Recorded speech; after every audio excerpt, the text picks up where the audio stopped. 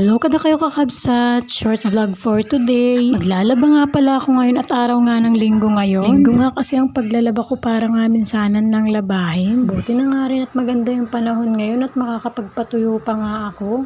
Ilang araw na din kasing makulimlim at umuulan. Buti na nga lang ngayong araw ng linggo, gumanda na nga yung panahon.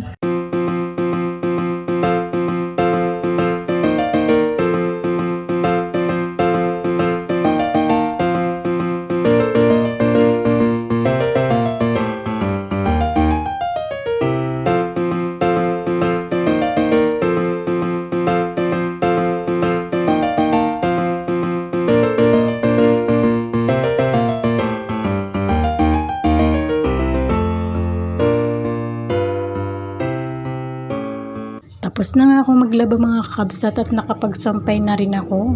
Kinaumagahan nga pala na yan, umattend nga ako ng orientation sa papasukan na eskwelahan ni Kyle. Nang makauwi nga ako, nagluto nga kami ng kapitbahay ko ng sopas. Gusto nga rin kasi namin kumain ng sopas ngayon at makulimlim. Kompleto na nga rin yung gagamitin namin pangluto sa sopas. Isa rin kasi sa paboritong pagkain ng baby boss namin ng sopas. Masarap naman din kasi ang sopas lalo na sa malamig na panahon. Masarap din naman ang sopas sa mainit na panahon, kaso nga lang mga kakabsat, lalalo kang agkalindoosan. Naghiwa na nga rin ako ng mga ricados na gagamitin namin sa lulutuin naming sopas.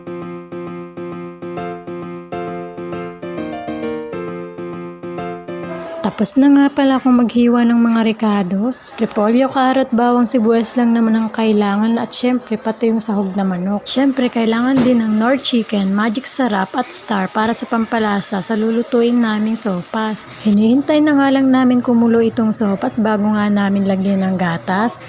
Hahalo-haluin ko na lang nga muna itong sopas para nga kumalat yung star na nilagay. Pagpasensyahan nyo na nga rin pala mga kakabsat yung ingay na naririnig nyo sa voice over ko at meron nga nag-grinder sa kabila. Nilagay na nga pala namin dyan yung sahog na manok at parang nga lumambot pa. So ayan at kumukulo na nga siya. Parang yung kagalit mo, kumukulo ang ulo sa galit. Huy, manigas jay!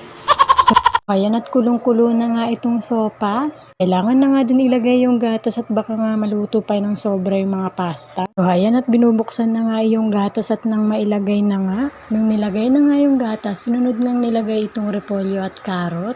Sa huli na nga namin nilagay yung gulay at mas masarap kasi kapag medyo hilaw nga yung gulay.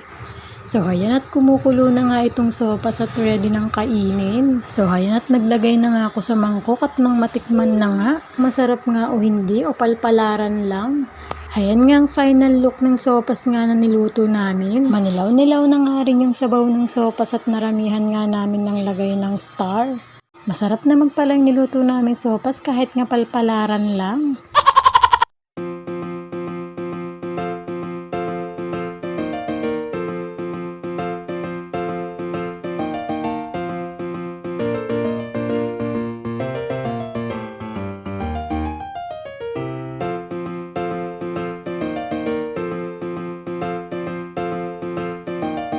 So habang kumakain nga ako ng sopas, natutuwa nga ako sa dalawang bulinggit na ito. Habang kumakain kasi sila ng sopas, nanonood pa nga sila sa cellphone ng cartoon. Mag-best friend nga kasi yung dalawang bulinggit na yan.